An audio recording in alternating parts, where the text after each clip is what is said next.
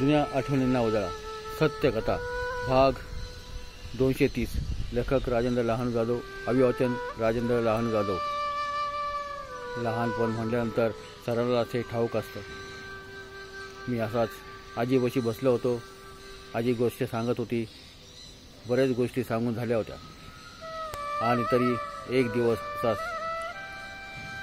शनिवारचा दिवस होता आणि दुसऱ्या दिवशी रविवारी शाळेला सुट्टी असल्यामुळे मी लवकर झोपणार नव्हतो. मग आजीजवळ सहजच जाऊन बसलो आणि आजीला म्हटलं, तुला जेवढ्या गोष्टी सांगायच्या तेवढ्या मला तू गोष्टी सांग. मग आजी तरी काय सांगणार. आजीकडे भरपूर गोष्टी होत्या, परंतु त्या सर्व देवाधिकांच्या, संत महात्मांच्या याच्या पलीकडे आईला दुसऱ्या गोष्टी काही सांगता येत नव्हत्या. तर मग मी आईला सहजच म्हटलं, आई, पूर्वी म्हणत होते काही राक्षस वगैरे होते, मोठमोठले राक्षस, भूत पिशाच असं काहीतरी मी ऐकलेलं आहे. लोक सांगतात. काही माझे मित्र, तेही छोटे छोटे पोरं माझे, आम्ही एका ठिकाणी बसलो की तेही सांगतात. मग तूही मला तसेच काहीतरी एखादी गोष्ट सांग. त्यावर आई मुश्किलपणाने हसली आणि मला म्हणू लागली, अरे, अशा गोष्टी लहान मुलांनी ऐकायच्या नसतात. कोणी सांगितलं तर त्याच्याकडे लक्ष द्यायचं नसतं. पण हो, हे मात्र खरं. कारण पूर्वीच्या काळी असे काही वाहनं नव्हती, गाड्या नव्हत्या, मोटरसायकली नव्हत्या, 4 चाकाच्या गाड्या, विमानं हे असे काही नव्हते. फक्त झाडी आणि जंगलामधून पायवाट करायची आणि त्यातून जावे लागत असे. मग काही जंगलामध्ये राहत असत, काही चोऱ्या करून लपून छपून जंगलाचा आसरा घ्यायची आणि जंगलामध्येच काही झाडंपाला, काही जनावरं मारून, काही असे काहीतरी खाऊन त्यांचा गुजारा करायची. आणि मग ते दष्टपुष्ट व्हायचे, मोठमोठाले व्हायचे, जाडेजुडे व्हायचे, केस लांबट असायचे.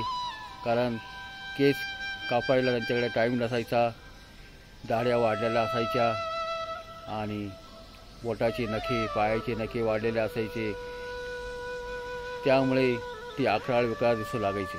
आणि त्यातच कोणी त्या रस्त्याने जात असेल वाटसरू गावातून, त्या बाजूला गेला की मग त्यांना तो एक विचित्र प्राणी दिसायचा. तो दिसल्यानंतर मग तो घाबरून तसाच माघारी पडायचा आणि सर्व गावात सांगायचा. मग हळूहळू त्याची चर्चा सगळ्या गावात होत असे की ह्या गावात राक्षस आला आहे, त्या गावात राक्षस आला आहे. आणि त्याच्याही अगोदरची गोष्ट जर म्हटलं तर देव आणि दानव यांचे युद्ध असायचे. त्यावेळेस राक्षस होते. त्यावेळेस ते राक्षस हेही काही आपल्यासारखे घरं मानून राहत नसत. ते सर्व जंगलामध्येच राहत असत, मोठमोठे गुहांमध्ये ते राहत असत. त्यामुळे त्या राक्षसांनाही अशाच प्रकारे दाढी, मोठमोठले दातं, नखे असायची. मग ज्यावेळेस ब्राह्मण, साधू, संत हे ज्यावेळेस होम करत असत, पूजा अर्चा करत असत, त्यांचे कुटे करून बांधलेल्या असलेले झोपड्या, घरं या ठिकाणी त्यांचा होम चालत असत. त्या ठिकाणी मग ते राक्षस वगैरे यायची आणि धुडगूस घालायची. त्यांनी जे पेटवलेला होम, ती पूजा अर्चा उधळून लावायचे. त्याला दहशत म्हणायचे, म्हणजे भीती दाखवायचे. आणि त्या भीतीपोटी मग ते घाबरून सैरावैरा पळत असे. आणि त्यातच मग देव पृथ्वीवरती जन्म घेऊ लागले. पृथ्वीवरती या राक्षसाचा संहार करण्यासाठी मग त्याच्यामध्येच त्यांचे युद्ध होऊ लागले. हळूहळू पृथ्वीवरती थोर महात्म्यांच्या मग ते कलियुगामध्ये जन्म त्यांचे होऊ लागले. ह्या युगामध्ये मग सगळीकडेच साधू संतांना सांभाळण्यासाठी काही थोर पुरुष निर्माण झाले. हळूहळू पूर्ण काळ, तो जुना काळ संपत आला होता. आणि जोपर्यंत मला आठवतंय आणि माझे आजोबा वडील जेवढे सांगत होते ते मला सर्व आठवत होते. मग तेच आठवून मी तुला काही गोष्टी सांगणार आहे. त्या गोष्टी फार वेगळ्या धर्तीचा आहेत. आता मी सांगितलेल्या आजी मला सांगत होती आणि मी ते कौतूहलाने ऐकायचो. माझ्याबरोबर माझे काही शेजारचे पाजारचे लहान लहान मुलेही त्या ठिकाणी बसत असत. तेही ते गोष्टी ऐकत असत आणि त्यांनाही त्या गोष्टी आवर्जून छान वाटू लागल्या होत्या. त्यामुळे ते लोकही, ते पोरेही तिथे येऊन बसायचे. शेजारचे पाजारची माणसे तेही गोळा व्हायची. सर्वजण ते कुतूहलाने त्या गोष्टी पाहत असत, ऐकत असत, आजी सांगत असत आणि मी मात्र हळूच माझ्या डायरीमध्ये ते नमूद करून घेत असत. त्यावेळचा काळ हा वेगळा काळ असल्यामुळे जिकडे तिकडे झाडे झुडपी ही फार मोठी मोठी असायची. मग ज्याची शेती आहे त्या शेतीच्या बाजूला बांधाला आलेली मोठली झाडे ती तोडून घ्यावी लागत असत. आणि त्यावेळची झाडे, त्यांची फळे ही सर्वच काही वेगवेगळी असायची. बोराटीची झाडी, बावळीची झाडी, हिंगणाची झाडी अशा प्रकारची झाडांनी सर्व रान व्यापून जायचं. त्या झाडांना तोडण्यास बराच वेळ लागायचा, मशागत करण्यास बराच वेळ लागायचा. आजी पुढे सांगत होती, वडिलांनी शेती कशी उत्पन्न काढावे, काय करावे हे त्यांच्या वडिलांकडून शिकून घेतले होते. म्हणजे आजी म्हणत होती आजोबांनी ती शेती सांभाळून ठेवली. त्या शेतीमध्ये बरेचसे काही दडून ठेवले होते. म्हणजेच शेती कशी पिकवणे,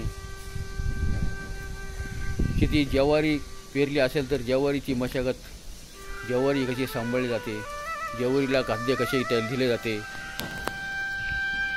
शेणाचे खत कसे टाकले जाते, हे सर्व काही त्यात टाकलेल्या सांगितलेले होते. म्हणजे तेच शेतामध्ये दडवलेले असे त्याला म्हणत. परंतु कालांतराने काही गोष्टी अशा झाल्या की लोक म्हणू लागली की शेतामध्ये धन सापडते, काहीतरी दडवलेलं आहे. मग हळूहळू ही चर्चा लहान मुलापर्यंत, पोरापर्यंत, छोट्या छोट्या मुलापर्यंत, आमच्यापर्यंत आजी बोलत होती. आजी म्हणत होती आमच्यापर्यंत पोरी आम्ही बसायचो आणि आमच्यापर्यंत हे गोष्टी यायच्या. ते आम्ही हळूहळू सगळीकडेच कुजबूज करायचो, सगळ्याला सांगायचो की शेतामध्ये काहीतरी दडवलेलं आहे. आणि खरंच ती एक गोष्ट सर्व लोकांना कळू लागली आणि बरेचसे लोक मग त्या चर्चा ऐकून सगळीकडे चर्चा करू लागली. जो तो म्हणू लागला यांच्या शेतामध्ये आणि आपल्या शेतामध्ये काहीतरी दडलेलं आहे, आपण ते काढलं पाहिजे. म्हणून सर्व ते काही अंतरावरती खंदू लागले. आणि त्यातच आजी म्हणून सांगत होती का आमचे आजोबा त्या दिशेने एक दिवस गेले आणि त्यांना सांगितले, अरे तुम्ही काय करता आहात, तिथे एक सारखे मोठमोठे खड्डे कामून खणत आहात. त्यावरती ते त्यांचेच भाऊबंद सर्व काही लपून लपून ते शेती खंदत होते. तर त्यांनी मग सविस्तर सांगितलं का इथे काहीतरी दडलेलं आहे. हे तुम्हाला कोणी सांगितलं? त्यावरती त्यांनी सर्व त्या लहान पोरींचं सर्वांचंच नावं सांगितल्यानंतर मग त्यांना हसू आवरेना. मग त्यांनी सांगितलं का मीच हे सांगितलं होतं की या शेतामध्ये फार काही दडलेलं आहे, ती जपलं पाहिजे. म्हणजेच शेतामध्ये मशागत कशी करायची, खतं कसे टाकायचे, धान्य कसे पेरायचे, सऱ्या कशा पाडायच्या, जमीन कशी भुसभुशीत करायची, हे सर्व काही सांगत होतो. तेच लहान पोरींनी ऐकलेलं मी वडिलांना लहान मुलांना सांगत होतो, तिथली माणसांना सांगत होतो. तीच चर्चा या पोरींनी ऐकली आणि ते तुम्ही धरून ठेवलं. तसे काही नाही. शेती पिकवणं, शेतीची मशागत करणं हेच त्यामधले गुपित दडलेलं होतं. हे मी त्यांना आवर्जून सांगत होतो. त्यावर सगळेच फिरून गेले. आणि मग घरी आल्यानंतर मात्र त्या पोरींचा म्हणजे आजी सांगत होती, आमचा सगळ्यांनी चांगला समाचार केला, पण आम्हाला बोलू लागले, काही तर आमच्या मागेही लागले, आम्हाला मारण्यासाठी आमच्या मागे धावू लागले. मग मात्र आम्ही पळत पळत आजोबांच्या खुशीत जाऊन लपू लागलो. कारण आजोबाही, वडीलही, सासू सासरे सर्व काही एकाच ठिकाणी त्या ठिकाणी राहत होते. सर्व गोतावळा एकाच ठिकाणी असल्यामुळे कुठेही पळाले, कुठेही खेळले, कुठेही बागडले, कुठेही राहिले तरी ते एकाच ठिकाणी राहत होतो. मग मात्र तो बऱ्याच दिवस कुतूहलाचा विषय निर्माण झाला होता. अशा प्रकारे आजी सांगू लागली की अशाच बऱ्याचशा गोष्टी ह्या घडत असतात, नवलाईच्या गोष्टी असतात, बारीक सारीक गोष्टी. आणि राक्षस वगैरे हे पूर्वीच्या काळी होते आणि आत्ता जे झाले ते चोर दरोडेखोर, आता राक्षस वगैरे काही नाही. भूत पिशाचं हे जे जंगलामध्ये राहणारे चोर डाकू त्या ठिकाणी त्याचे ते वेषांतर करून ते राहतात, लपून राहतात. आता गाड्या वगैरे जसजशा वाढत जातील तसं ते सर्व काही नामोनिस होऊन जाईल. तुम्हाला या पुढील भागात सर्व काही सांगितलं जाईल. आजी सांगू लागली, तुम्ही आता झोपा, बरेच रात्र झालेलं आहे. मग परत मी तुम्हाला उद्या सविस्तर याच्यावरची गोष्ट खरोखरचे घडलेले घटना तुम्हाला मी आवर्जून सांगेल.